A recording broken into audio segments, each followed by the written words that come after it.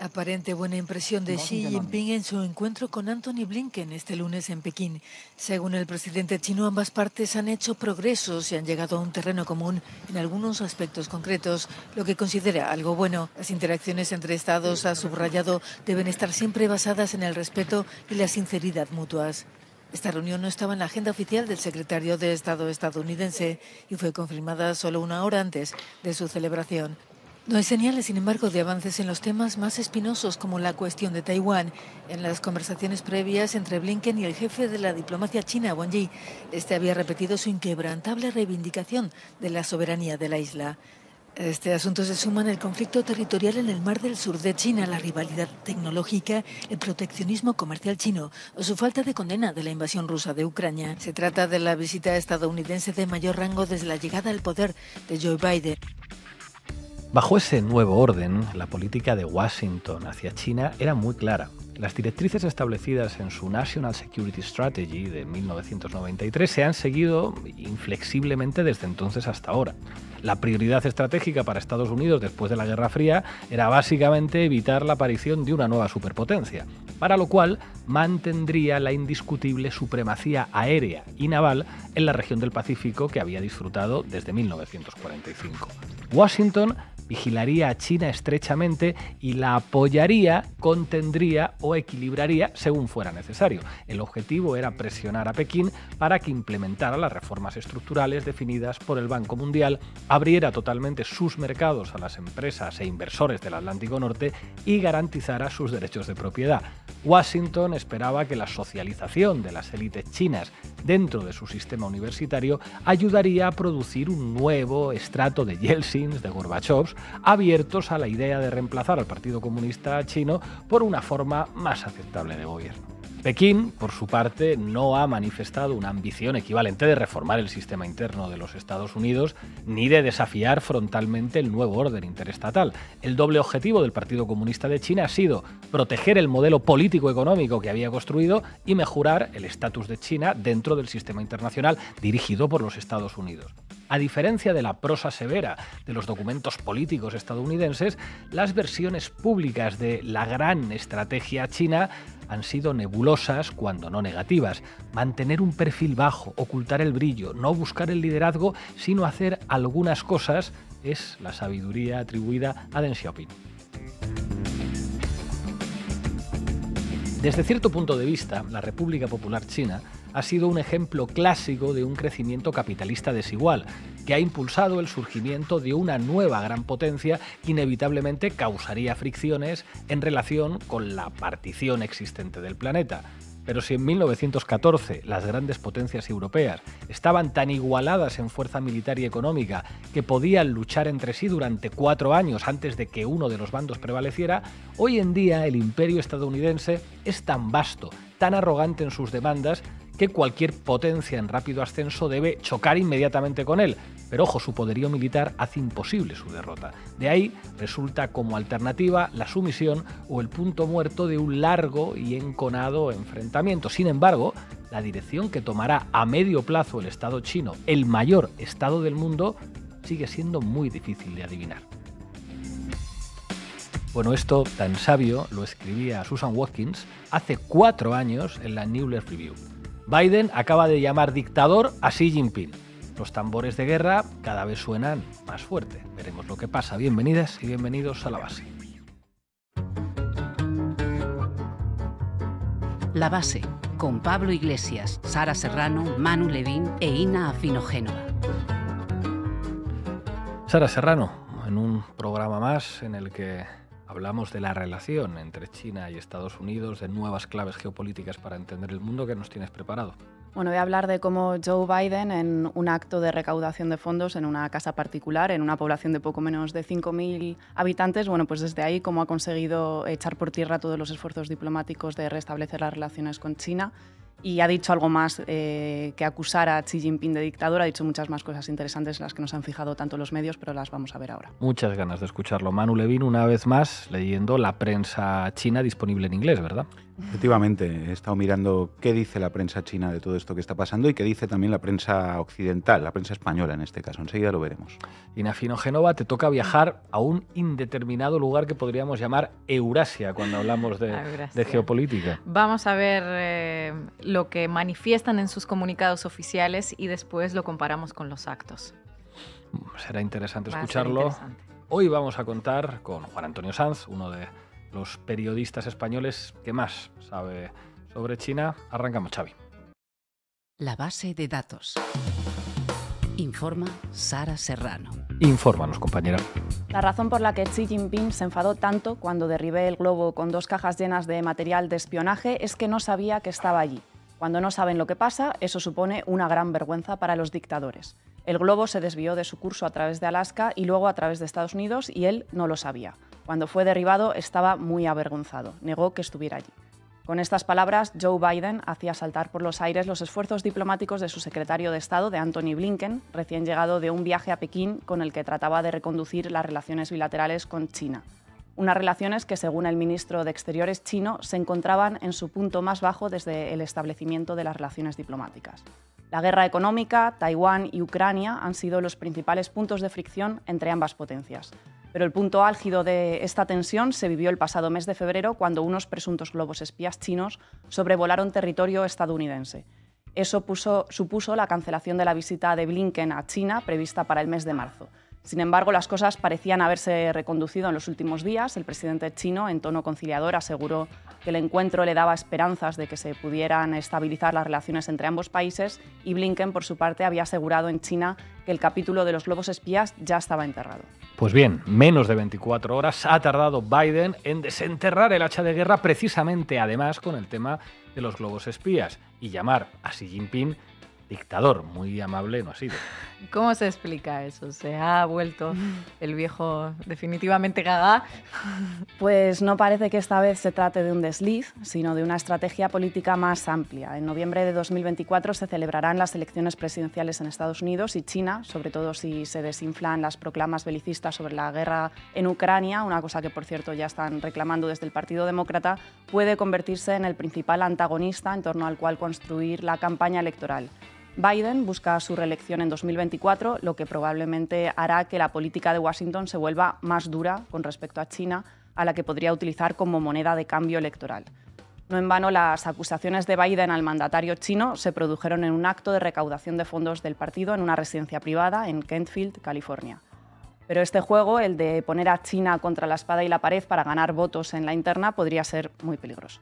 ¿Y cuál ha sido la reacción de China a las palabras de Biden? Cuéntanos. Pues Pekín ha sido muy contundente y ha calificado las palabras del presidente estadounidense de extremadamente irresponsables y una provocación política. En rueda de prensa, una portavoz del Ministerio de Relaciones Exteriores de China describió los comentarios de Biden de absurdos e irresponsables y aseguró que las declaraciones violaban el protocolo diplomático y la dignidad política de China. Son una provocación política abierta. Muy tranquilizador, sobre todo teniendo en cuenta las dinámicas de fondo. Por un lado está la disputa en torno a Taiwán, que China considera parte de su territorio y que Estados Unidos ha prometido defender militarmente. Sí, en el encuentro con Blinken, el jefe de la diplomacia del Partido Comunista Chino, Wang Yi, aseguró que Taiwán es una línea roja. Todo lo relacionado con la isla es el núcleo de los principales intereses de China y donde reside el futuro de la nación china y la misión histórica permanente del Partido Comunista de China. Además, ha asegurado que Pekín no tiene margen para compromisos ni concesiones y ha pedido a Estados Unidos acatar seriamente el principio de una sola China. El principio de una sola China establece que existe una sola nación-estado en el mundo llamada China, que incluye China continental, también Hong Kong, Macao y Taiwán. Por su parte, Estados Unidos ha recordado su compromiso con Taipei para que la isla disponga de los medios necesarios para defenderse. Además, ha expresado su preocupación por lo que considera acciones provocadoras de la República Popular en el estrecho de Taiwán y en los mares de China Meridional y Oriental.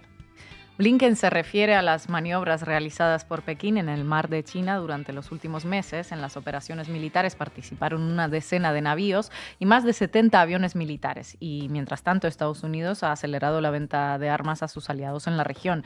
Luego les hablaré de esto. Esto es a Taiwán, Corea del Sur y sobre todo Japón. Sí, la carrera armamentística está también detrás de las sanciones impuestas por Estados Unidos a los semiconductores, unos componentes que permitirían a China desarrollar armamento mucho más sofisticado. El presidente Xi acusó en marzo a la administración Biden de articular una estrategia de cerco y supresión para evitar el desarrollo tecnológico de China, algo que el propio secretario de Estado ha reconocido en su visita a Pekín. No queremos proporcionar tecnología a China que podría utilizarse contra nosotros, dijo. Tal y como señala Juan Antonio Sanz en el Diario Público, esta disputa por los semiconductores estaría incluso por encima del interés militar. Lo que está en juego es el suculento reparto del mercado tecnológico global, el comercio de la telefonía, las herramientas digitales en los sistemas informáticos. Un pastel al que ninguna de las potencias quiere renunciar. Bueno, quiero que volvamos un momento al salón de esa casa particular de Kentfield, porque además de acusar a Xi Jinping de dictador, Biden dijo algunas otras cosas muy interesantes. Se trataba de un evento privado de recaudación de fondos en una población de escasos 7.000 habitantes. Pero China entró en escena desde los primeros compases de la intervención del presidente. Inmediatamente después de agradecer a sus anfitriones la hospitalidad, gracias Stephanie, gracias Mark, Biden contó una anécdota con el presidente chino. Dejadme que os cuente algo. Llevo muchos años reuniéndome con Xi Jinping. En una ocasión nos encontrábamos en la meseta tibetana y me preguntó qué era para mí ser americano. Le respondí con una palabra: posibilidades. Con posibilidades, Biden se refería a una cosa muy específica, las posibilidades de Estados Unidos de hacerse fuerte en la región Asia-Pacífico. Sí, en su discurso Biden fue muy concreto al respecto. El mundo está cambiando y tenemos la oportunidad de liderar la dinámica de cambio. Hay una enorme oportunidad y el mundo está mirando a Estados Unidos. Porque ¿quién más podría organizarlo? No os preocupéis por China, me refiero, preocupaos por China, pero no os preocupéis, vamos a arreglar las cosas en el sudeste asiático. Vamos a arreglar las cosas en el sudeste asiático. Estados Unidos prometiendo arreglar las cosas en un lugar a miles de kilómetros de sus fronteras. ¿Qué puede salir mal? Nada. Biden se refirió también a cómo Estados Unidos cuenta con la colaboración de la India, Australia, Japón, que están trabajando codo con su administración para mantener bajo control la situación en la zona.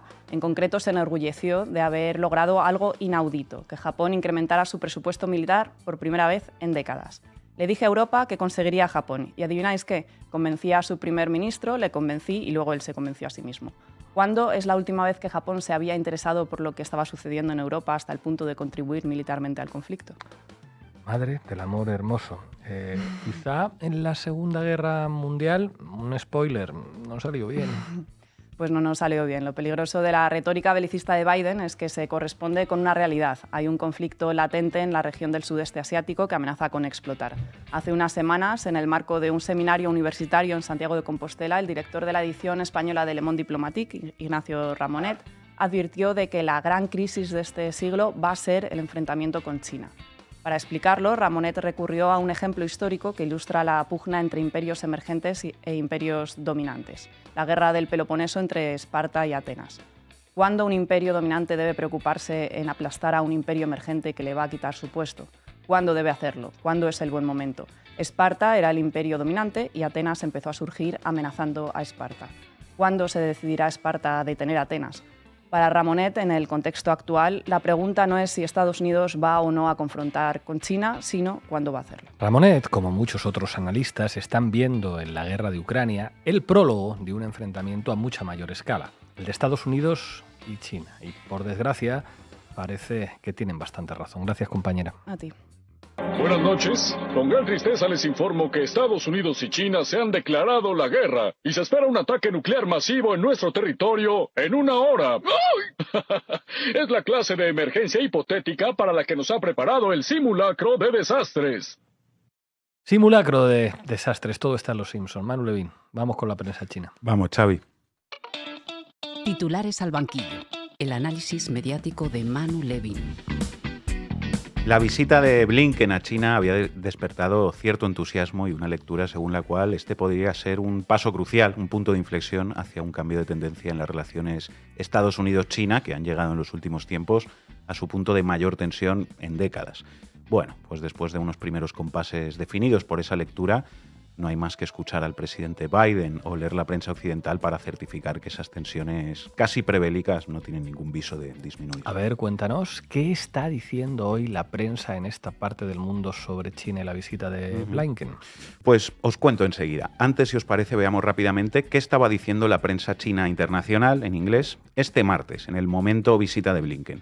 Sus enfoques eran positivos sobre la visita del secretario de Estado de los Estados Unidos, que incluso fue recibido por el presidente Xi Jinping, aunque digamos que también expresaban muchas reservas que se condensaban sobre todo en un mensaje.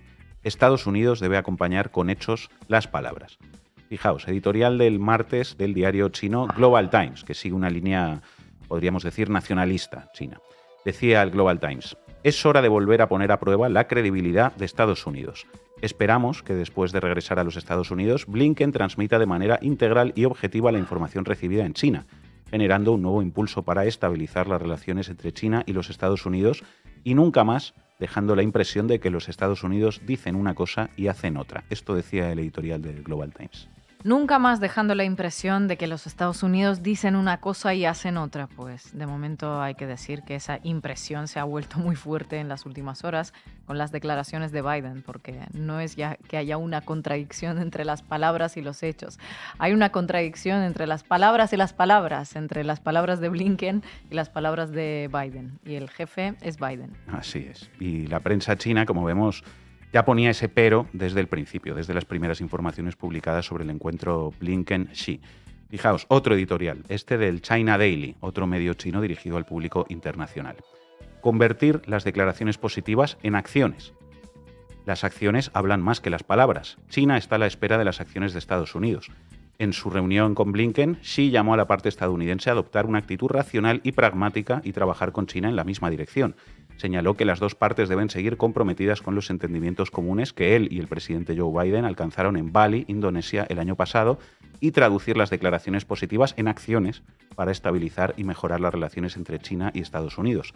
En respuesta, dice este editorial del China Daily, Blinken dijo que Estados Unidos está comprometido a volver a la agenda establecida por los dos presidentes en Bali. Estados Unidos mantiene los compromisos asumidos por el presidente Biden, a saber, Estados Unidos no busca una nueva guerra fría, no busca cambiar el sistema de China, sus alianzas no están dirigidas contra China, no apoya la independencia de Taiwán y no busca conflicto con China, dijo Blinken. Si bien China tiene una respuesta clara a la pregunta de si China y Estados Unidos pueden manejar adecuadamente sus relaciones, la pelota está ahora en el tejado de Estados Unidos, concluía China Daily. El mundo esperará y verá. Clarísimos estos dos editoriales en la prensa china, que incluso han tenido eco en la prensa española. El mismo martes podíamos leer esto en el periódico de Cataluña. China pide a Estados Unidos que acompañe con hechos lo acordado durante la visita de Blinken. El mundo esperará y verá, decía el China Daily. ¿Y qué está viendo el mundo hoy, Levin? Pues si el mundo, al menos esta parte del mundo, lee la prensa, lo que encuentra es lo siguiente. En primer lugar, lógicamente, las palabras de Biden. Biden llama a Xi Jinping dictador y aviva las tensiones entre Estados Unidos y China. Pekín ha calificado las declaraciones del mandatario estadounidense como una provocación política. Esto decía el diario Público. Otro titular, este de La Vanguardia. Joe Biden llama dictador a Xi Jinping un día después de la visita de Blinken a China. Pekín considera que las declaraciones del presidente de Estados Unidos son una provocación. Y esto está en todos los medios, claro. Y por lo demás, la prensa occidental va en la línea Blinken con mensajes al menos aparentemente dirigidos a destensionar, o va en la línea Biden de confrontación con China. Pues línea Biden total, pura retórica prebélica con diferentes marcos. Os voy a leer algunos titulares. Estados Unidos, dice El País, diseña una nueva arquitectura de seguridad para responder al auge de China y la guerra de Ucrania. Washington revitaliza alianzas tradicionales como la OTAN, al tiempo que en Asia-Pacífico teje una red de grupos nuevos con objetivos más limitados. Arquitectura de seguridad de Estados Unidos, es decir, estrategias militares para responder al auge de China, es decir, China como amenaza en coherencia con lo que declaró la cumbre de la OTAN aquí en Madrid. Otro titular del País, de ayer mismo. Estados Unidos corteja a Modi, a Narendra Modi, primer ministro de la India, para reforzar su estrategia ante China. Si recordáis, el China Daily, como os leía antes, mencionaba como compromisos de Blinken los llamados 5 noes. Os recuerdo cuáles son los 5 noes. Estados Unidos no busca una nueva guerra fría, Estados Unidos no busca cambiar el sistema de China, las alianzas de Estados Unidos no están dirigidas contra China, Estados Unidos no apoya la independencia de Taiwán y Estados Unidos no busca conflicto con China. Bueno, uno de ellos, por lo tanto, es que Estados Unidos no dirigirá sus alianzas contra China, cosa que, como veis, no es muy coherente con ese titular del país que enmarca las relaciones de Estados Unidos con India precisamente como parte de una estrategia frente a China, ¿no? Bueno, y ese titular también habla de lo que hemos dicho aquí muchas veces sobre la hipocresía que supone plantear que las relaciones internacionales están definidas por los valores y que hay un bloque democrático en lucha contra un bloque autoritario. Narendra Modi es un líder autoritario y supremacista conocido por perseguir a los musulmanes en India y por mantener un sistema productivo donde se trata a los trabajadores esencialmente como animales. Pero todo eso, bueno, da igual, claro, ¿no? Claro, alianzas basadas en valores, en fin. Sigo leyendo titulares de la prensa española con más marcos mentales antichinos. Lucha contra el cambio climático. China e India siguen abriendo minas y centrales de carbón, dice el periódico. La comunidad internacional duda del compromiso de los dos gigantes asiáticos frente al calentamiento global. China es contaminante, claro, no como Estados Unidos, que es ecologista. Súper ecologista. Es contaminante y es un peligro militar. El Confidencial. China anuncia un nuevo tipo de barco de guerra que hará obsoleto al portaaviones. Científicos chinos proponen un nuevo tipo de buque de guerra equipado con modernas armas electromagnéticas y capaz de sustituir flotas navales completas. China da mucho miedo. Y otro marco, quizá el más importante, la guerra económica con China. El Confidencial. Estados Unidos y China se lanzan a por billones de euros en metales raros detectados con inteligencia artificial. Esos metales son nuestros. Bueno, nuestros no, de nuestros amos estadounidenses, pero no son de los chinos. La economía china no es de fiar. El Mundo, noticia de hoy mismo. Se desploma la confianza de las empresas europeas en China. 1 de cada 10 apunta a fijar su sede en el sudeste asiático. Otro en esta misma línea, El Economista. La economía china se desvanece y el gobierno no concreta qué va a hacer para estimularla. Los datos macroeconómicos de China durante el mes de mayo han provocado un aluvión de revisiones a la baja en el crecimiento del PIB del gigante asiático para este año. El último ha sido Goldman Sachs, que recortó su estimación desde 6% hasta el 5,4% en 2023 y revisaron sus previsiones para 2024, del 4,6 al 4,5%. Los fondos de inversión de los Estados Unidos dicen que la economía china se desvanece y que solo crecerá al 4,5%. No como la economía europea o la estadounidense, que va mucho mejor, ¿verdad? Pues no, la economía de Estados Unidos se ralentiza y creció un 1,1% ¡Anda! en el primer trimestre de este año, que es mucho menos de lo previsto. Y en el caso de la eurozona, no solo no crece, sino que ha entrado en recesión. Vaya, pues si la economía china se desvanece creciendo cerca del 5%, no sé qué verbo habría que aplicarnos a nosotros mismos. ¿Verdad? En fin. Este marco de la guerra económica con China es uno de los más presentes en la prensa, como os decía, y ahí acabo con esto. Tengo que deciros que me he encontrado algunas piezas con cierta guasa, porque de alguna manera reconocen la incapacidad de la economía caótica neoliberal para competir con una economía planificada, como es esa especie de capitalismo de Estado que impera en China. Fijaos, China le ha ganado todas las carreras por el coche eléctrico a Europa, dice Shataka. Cadena de suministro, China ha conseguido imponerse. Baterías, China tiene la industria más potente. Producción de vehículos eléctricos, sus firmas producen y venden más que nunca. Su solución, más regulación. Y la ultraderecha mediática también poniéndose en modo proteccionista. Fijaos, Hispanidad, Meloni marca el camino. Cierra la puerta a China en su tecnología de chips e impone límites a Sinochem, principal accionista de Pirelli. Pero la pieza más interesante es esta de El Mundo que os quiero leer. Atención, dice El Mundo. Estados Unidos pone a la economía en la primera línea de su desafío a China. La economía juega un papel tan importante como los misiles para frenar la competencia estratégica de Pekín. Arranca así El Mundo. Bueno, pues hasta ahí todo normal y previsible, ¿no? Mismo marco mental de guerra económica con China. Sí, pero mirad lo que dice el texto a continuación porque es muy llamativo. Os quiero leer un fragmento. Dice El Mundo. Se acabó la primacía del sector financiero, se acabó el neoliberalismo, se acabó en realidad el liberalismo como el mundo lo ha conocido desde la llegada de Margaret Thatcher al poder en 1979. Es la hora de la política industrial, de la colaboración entre el Estado y el sector privado, de la red de protección social, no por ninguna razón ideológica, sino por algo mucho más pragmático, para que Occidente no caiga ante el enemigo exterior, que es el capitalismo de Estado de China, y tampoco ante el enemigo interior, que es el auge del populismo de izquierda y derecha. El consejero de Seguridad Nacional de Estados Unidos, Jake Sullivan, Así lo explicó hace algo más de un mes en el think tank centrista Brookings Institution. La tesis de Sullivan es simple. En la nueva estrategia de seguridad nacional de Estados Unidos, orientada a frenar la competencia estratégica de China, la economía juega un papel tan importante como los misiles. El consejero de Seguridad Nacional llamó a su plan el nuevo consenso de Washington. Es una expresión no exenta de cierta ironía, ya que el término consenso de Washington, que fue acuñado en 1989 por el economista anglo-estadounidense John Williamson, significaba exactamente lo contrario, interferencia mínima del Estado en la economía. Bajo ese consenso de Washington se llevaron a cabo las privatizaciones, la estabilización económica y liberalización en América Latina. Esa fue la razón por la que se convirtió en una expresión común el término neoliberal. Este nuevo consenso de Washington es muy diferente del de Williamson. El postulado de que la liberalización comercial ayudaría a Estados Unidos a exportar productos, no empleos y capacidad industrial, fue una promesa que se hizo, pero no se mantuvo, dijo Sullivan, en un rechazo claro de la política de libre comercio que había sido, con sus más y sus menos, el eje de la política de Estados Unidos desde prácticamente la Gran Depresión de los años 30. Ahora, Sullivan, que estuvo en el gobierno de Obama, ha venido a decir que los demócratas tampoco creen en el libre mercado. Sullivan dejó claro que sin una valiente inversión pública en la economía, la transición energética será imposible y además reclamó la necesidad de reducir el poder de sectores como el financiero, que se ha visto privilegiado por una serie combinada de reformas, mientras que otros sectores esenciales, como el de los semiconductores y las infraestructuras, se atrofiaron. Bueno, esto se puede leer hoy mismo en las páginas, atención, del diario El Mundo. Pues parece que la nueva Guerra Fría puede traer cambios inesperados. ¿Tenemos algo más, Levin? Una cosa más y una última cosa, porque veréis que esto de la nueva Guerra Fría no va nada mal encaminado. Último titular que os leo. La razón. Estados Unidos denuncia los planes de China para instalar una base de entrenamiento en Cuba. La administración Biden airea su preocupación sobre las actividades de espionaje de Pekín en la isla. La historia no se repite, pero siempre rima. Gracias, Manuel. Está el mundo como para acordar entre todos los pueblos, las naciones, una tregua de cuando menos 5 años. Desde luego a la guerra bélica, pero también no apostar a la guerra comercial.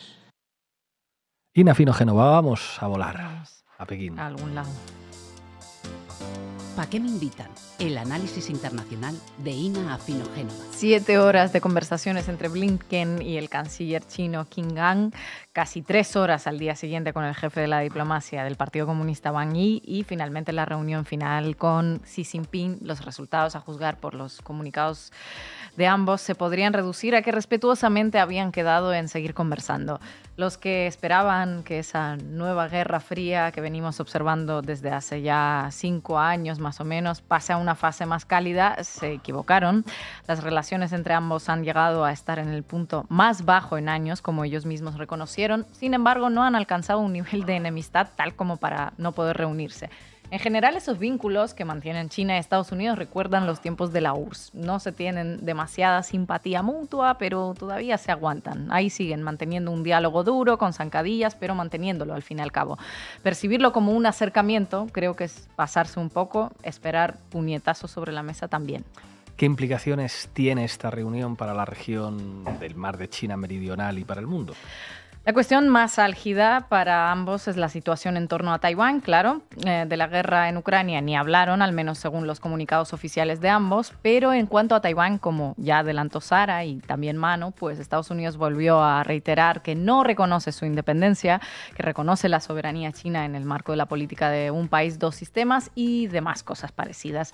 Algo que, por otro lado, no es nada nuevo, lo vienen repitiendo durante años y eso no le impide a la número 3 de Estado aterrizar en la isla pese a todas las advertencias, como hiciera Nancy Pelosi el año pasado. Tampoco les impide prestar ayuda militar a Taiwán, ni venderles armamento, ni les impide hacer lo que les salgan de sus americanas narices, ¿verdad? Eso vamos a ver también ahora. En palabras de Blinken, Estados Unidos no está buscando una nueva guerra fría ni ningún tipo de conflicto.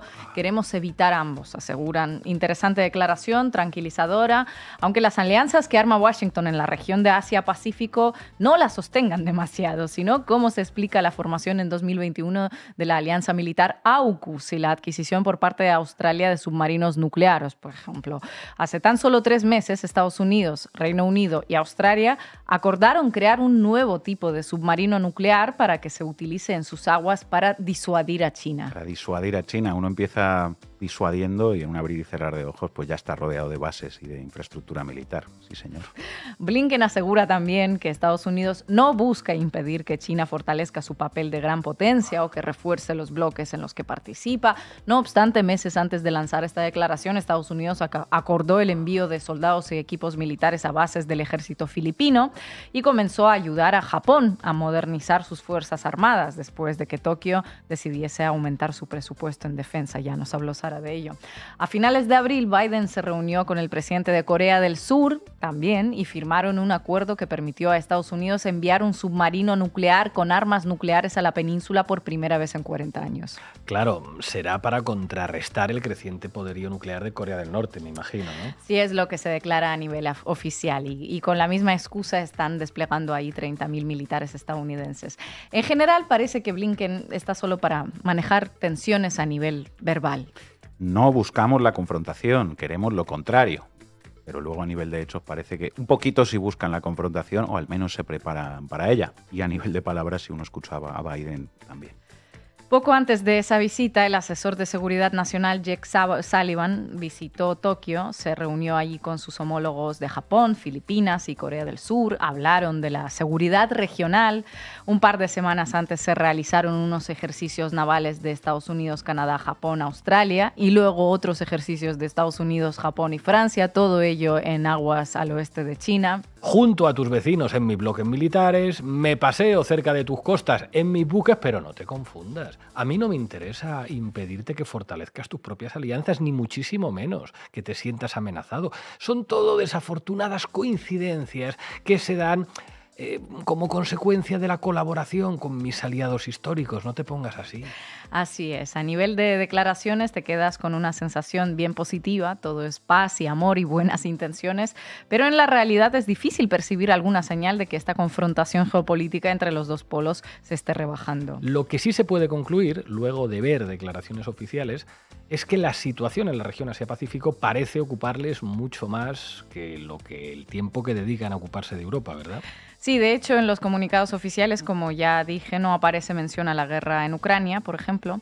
Sí hubo una declaración de Blinken luego de 2 días de conversaciones sobre que China les prometió que no suministraría armas a Rusia. Eso sí, también dijo que les generan preocupación ciertas empresas chinas que podrían transferirle a Rusia tecnologías que le puedan ser útiles en su agresión contra Ucrania. Pero para eso, como sabemos, ya tienen una medicina también, sancionar a todo aquel que ayude a países sancionados a evadir esas sanciones, y en este sentido a China la tienen permanentemente vigilada para ver qué otro paquete de sanciones se le puede endosar.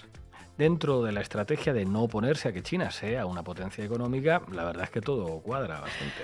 Meses antes de recibir esta promesa de Pekín de no suministrar armas a Rusia, medios de Estados Unidos y el propio Blinken especularon con que China podría estar colaborando de alguna manera con Rusia, vendiéndole a Irán microchips que luego se usan en la elaboración de drones que posteriormente se le venden a Rusia para su guerra.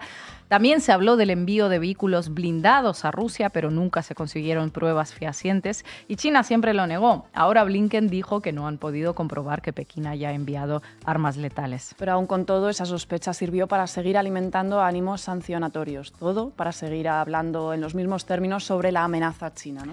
Eso es. Hace unos días, Wall Street Journal informó que el país estaba instalando una base espía en Cuba, algo que replicó también New York Times, Washington Post y ahora, según vemos por lo que nos contó Manu, también medios españoles. Hasta mostraron imágenes de esa base. No os las perdáis. Son las antenas parabólicas de una base militar en las afueras de Bejucal, de la que Estados Unidos cree desde hace tiempo que China usa como centro de recopilación de información de inteligencia en este sitio de la era soviética en Cuba. No se sabe. Sé que es militar eso, pero para ahí no se puede pasar. Las imágenes de la base militar en Bejucal, a 116 millas de los Cayos de la Florida, que Washington considera una base china de espionaje, fueron reveladas por la agencia Reuters en momentos en que el secretario de Estado Antony Blinken viaja este viernes a China, donde tratará, entre otros, el espinoso tema de las bases de espionaje que el régimen chino ha instalado en Cuba y contra las que el gobierno norteamericano, afirmó Blinken, tiene una estrategia que asegura está dando resultados. En fin, la base de Bejucal parece que está un poquito destartalada como para poder interceptar nada, me parece a mí. Eso es, se acerca la campaña electoral y está claro que de cara a las presidenciales de noviembre de 2024 la competición con China va a formar parte del programa obligatorio de todos los políticos y medios, como ya ocurriera especialmente con Donald Trump, y dentro de ese programa muy probablemente estaremos sometidos a un intenso goteo de informaciones dudosas, declaraciones conciliadoras y acciones que solo refuerzan la confrontación como telón de fondo. Una confrontación que marca, según ciertos analistas, el final de un imperialismo y el inicio de otro. La sustitución de una gran potencia mundial por otra con un modelo y unas tradiciones completamente distintas. Esa situación en la que un mundo se niega a morir mientras otro no acaba de nacer, como diría Gramsci. Un proceso cuya conclusión probablemente nosotros no lleguemos a ver, pero que sin duda nos va a afectar de un modo a otro. Esperemos que los que controlan este proceso hayan aprendido algo de la historia para no cometer de nuevo los mismos errores de toda la historia, que afectan casi siempre para mal o afectan sobre todo a los que menos tienen. Gracias, Ina. En política y en economía los vacíos se llenan y el papel que no juegue la Unión Europea lo jugarán otros actores. Es evidente que China es uno de ellos. China es ya en este momento el principal socio comercial de todos los países latinoamericanos. Tranquilizador, como siempre, escuchar a Josep Borrell. Hoy nos acompaña Juan Antonio Sanz. Juan Antonio, muchas gracias por atender de nuevo a la base. Muchas gracias a vosotros, por supuesto. ¿Cómo valoras las declaraciones de Biden llamando dictador a Xi Jinping? Bueno, simplemente se estaba poniendo el punto sobre la I. Se estaba hablando todos estos días sobre un deshielo que realmente nunca fue. Simplemente lo que se ha intentado con esta visita de Antony Blinken ha sido no elevar más aún la tensión. La Guerra Fría existe entre los dos países. ¿Por qué? Porque son rivales geoestratégicos, pero además son rivales de una manera diferente. Estados Unidos quiere pues, el control no solo en materia comercial, sino sobre todo en materia de defensa de la zona de Asia del Pacífico, y China lo que busca es extender todo su poderío económico a todo el mundo. Entonces, digamos que son dos contrincantes, pero están utilizando uno un tablero de damas y otro un tablero de ajedrez, y eso es lo que sucede. De pronto Estados Unidos parece que se está acercando y Biden pues dice, no, cuidado, porque el caso del globo este de febrero en realidad fue un fallo tan morrocotudo del presidente Xi Jinping que demuestra cómo es la condición de todos los dictadores. O sea, en un momento se estaba cargando 2 días de negociaciones muy arduas. Negociaciones que, bueno, los chinos al parecer sí apostaban porque fueran una manera de romper el hielo en unos momentos de tensión, pero vemos que no es así. Lo que sucede es que posiblemente esta tensión no solo esté debida a estas palabras, a estos improperios de Biden. Se están produciendo reuniones del Grupo de Seguridad Estratégica del Quad entre Japón, Australia, India y Estados Unidos. Y esto preocupa mucho a China. Le preocupa que se produzca un cerco real en torno a ese país. India, en principio, es un país que se puede alinear también con Rusia, le está comprando mucho gas y mucho petróleo ahora, y con China. Pero tiene con China numerosos hándicaps de tipo geopolítico y también geográfico, en la frontera del Himalaya, por ciento. Entonces a China no le interesa para nada ese cerco. Podemos hablar del tema de la inteligencia. Habéis mencionado la cuestión de esta base de entrenamiento que aparece en Cuba. En el año 2018 yo me encontraba en Cuba, estaba allí viviendo y bueno, mi exmujer entonces era la delegada de la agencia EFE y se habló de una base. Se hablaba de una base que era de escucha y aparecían incluso, yo creo que eran las mismas imágenes que habéis mostrado, pero no era China. eran de los rusos. Eran los rusos los que entonces estaban escuchando. Y ahora pues se ha aprovechado para decir, bueno, pues ya que esa base de los rusos no levantó ninguna polvareda, si se la adjudicamos a los chinos, pues posiblemente tengamos una respuesta. ¿Y por qué? Pues porque Ron DeSantis, uno de los posibles candidatos de los republicanos en las elecciones de noviembre del próximo año, es el gobernador de Florida. Con lo cual lo que se está haciendo es calentar la situación y poner en el candelero pues todas estas cuestiones. Después tenemos una cosa, el mes que viene se celebra, creo que es el 11 y el 12 de julio, la cumbre de la OTAN en Vilna, en Lituania. Esa cumbre los ucranianos querían, y todos sus grandes aliados, sus mejores aliados en Europa, por ejemplo los británicos, los polacos, los bálticos, querían que se planteara de nuevo la adhesión a la OTAN y que ya se despejara todo el camino, pero eso no va a ser así. Los propios estadounidenses han dicho que no, en un momento de guerra no se puede incluir a Ucrania ni a ningún otro país en la OTAN, y sobre todo porque no se sabe cuándo va a durar esa guerra. Eso implicaría pues la entrada directa de la OTAN en guerra contra Rusia. Entonces, ¿de qué se hablará? Pues sucederá, como habéis dicho también antes, que volveremos a plantear el tema de China como gran rival geoestratégico de la OTAN, como gran rival, que no enemigo, y ahí estará esta situación. Tenemos un mensaje también subliminal. Tanto interés en China puede indicar que Estados Unidos ya está perdiendo el gas en lo que se refiere a Ucrania. Vamos a ver lo que sucede. En estos días se está produciendo, ha terminado, entre ayer y hoy, ha terminado una reunión en Londres del grupo de la Conferencia para la Recuperación y Reconstrucción de Ucrania. Y bueno, el mensaje que me ha quedado a mí claro es que hay que ayudar a la reconstrucción de Ucrania al tiempo que se está dando armas. ¿Pero por qué? Porque ese dinero de la reconstrucción tiene que ir también pues, para pagar soldados. Es decir, hay tal estancamiento en la guerra que los Estados Unidos quieren cuanto antes quitarse de en medio este peso, este lastre, y centrarse en lo que realmente les importa, que es China. Ina. ¿Qué tal, Juan Antonio? Gracias por estar aquí. Me gustaría que profundicemos un poco más en Latinoamérica, ¿no? Como este campo de competición entre China y Estados Unidos. En tu opinión, ¿cómo se va a desarrollar esto y qué beneficios pueden sacar los países latinoamericanos de esta confrontación? Pues de la única manera que se puede hacer, mientras que Estados Unidos puede llevar la guerra a lugares tan cercanos a nosotros como Europa e incluso a Asia, no la puede llevar a Latinoamérica. No han vuelto ni van a volver los tiempos en que Estados Unidos derrocaba y ponía regímenes con una facilidad increíble. Ahora mismo la sociedad latinoamericana es muchísimo más compleja, incluso más compleja que la propia sociedad política europea. Yo he vivido allí 9 años en países tan distintos como Bolivia, Uruguay y Cuba, y desde luego las circunstancias son muy complicadas para que de pronto se quiera también construir un sistema de relaciones tóxicas desde Washington. China ha aprovechado pues, los movimientos aperturistas hacia el exterior de estos países. Ya ha quedado atrás la fortaleza de un Mercosur en el que podía tener Estados Unidos cierto peso, y cada país pues, intenta hacer sus negocios. ¿Y con quién puede hacer mejor los negocios? Pues con el único país en estos momentos al que le importa un pimiento, con perdón, pues el tema de la geopolítica y apuesta por el tema de la geoeconomía. Y esa es China.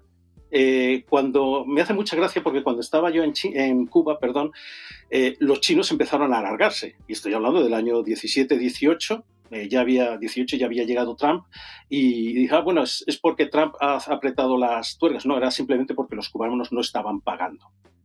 Los chinos no van a construir una base en Cuba si no van a recibir algo a cambio.